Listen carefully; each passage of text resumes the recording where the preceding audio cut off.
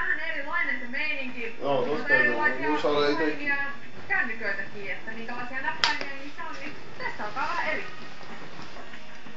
Ja semmonen pikku vinkki, että kannattaa laittaa matkapuhelimesta tuo kaiutin päälle.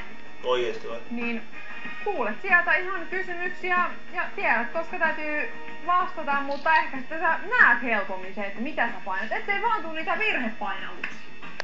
Niin oikeesti. Jos sinulla on kaiutin puhelimessa, kyllä mä uskoisin, että lähes kaikissa puhelimissa on se kaiutin elementti. Ellei nyt oo ihan niitä vanhempia. Kaiutin elementti. Kyllä mä näin väittein. Mutta kyllä. Semmonen vinkki, että esikaista linjoilla, kun olet, niin kuulet 3 monivalintakysymystä. Erittäin helppoja, hiukan yleistietoa vaativia, ei siis tosiaankaan mitään kauhean haastavia. Ja sitten sä vastaat niihin siellä puhelimen näppäimillä 1, 2 ja 3. Oikeaa vastausta